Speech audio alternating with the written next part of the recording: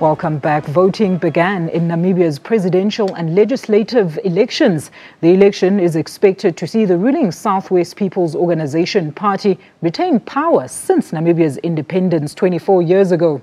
The ruling party says it is unshaken by new entrants to the political scene as it remains the only party to govern the nation. Polls opened at 7 a.m. and will close around 14 hours later in the latest closing stations.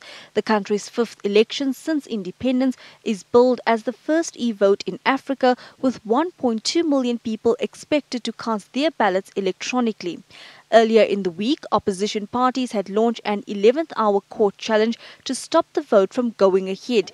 They say the use of Indian-made e-voting machines could facilitate vote rigging, but the High Court in Windhoek dismissed the case. President Hifikepunye Pohamba, who served a maximum 2 5-year terms in office, will step down after the vote. The Liberation Movement won 75% of the vote in the last election, but the party has seen increased criticism of the slow pace of land reform as well as allegations of government corruption. Well, for the latest on these elections in Namibia, we are now joined on the line from Windhoek, Namibia, by SABC News reporter Mahlatsi Gallens. Mahlatsi, a very good afternoon to you. Now, the polls opened early today. We understand there was a bit of a delay with the electronic system, but what are the latest developments in Namibia? Good afternoon, Alicia. What happened was that voters were at voting stations at the crack of dawn, ready to be part of history with these electronic voting machines that are going to be used for the first time in Africa. But there was disappointment and frustration because voting was actually delayed across the country, we are hearing. In Windhoek, especially, we saw that the handheld machines that were supposed to be used to verify the voters, to basically scan their identity card and confirm it is them and they're eligible for voting, wouldn't work. And this obviously delayed voting because it could not go ahead. But also there were problems that were experienced with the electronic voting machine, which is a new system that they also introduced in this election. And with those, there were technical glitches with them as well. And we just heard from the Electoral Commission of Namibia confirming that the glitches were quite widespread, but they're saying that the problems were between the morning and around 1 o'clock. But at the moment, the number of reports of problems that they're getting across the country is beginning to decline, and they believe that they will be able to continue with voting smoothly. Now, Mahlatsi, have the SADC and international observers assessed the polls, and what has been their view so far?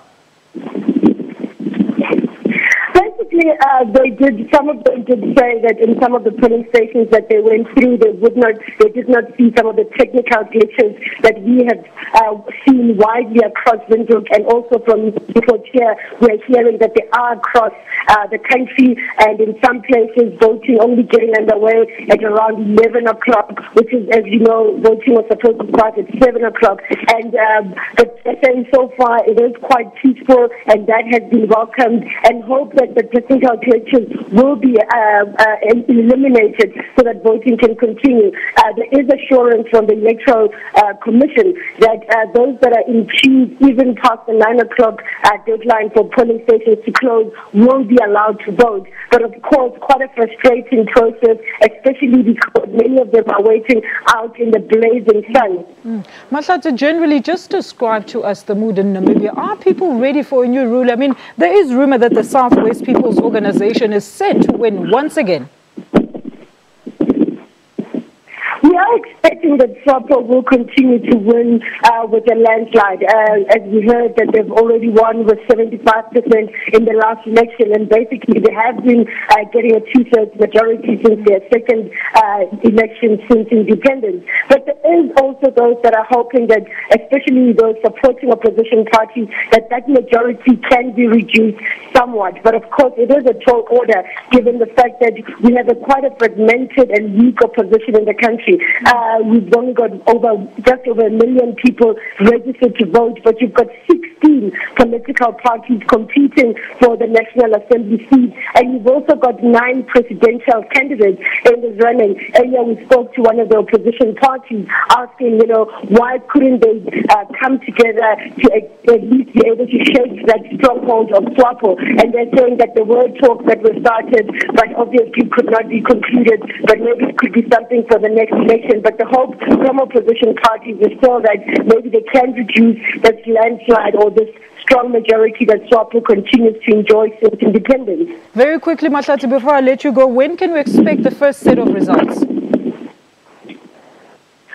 With this electronic voting system, we're expecting that results at each polling station should be out within 10 minutes of closing. But of course, with this delay, we're expecting that people might be in the queues long past 9 o'clock.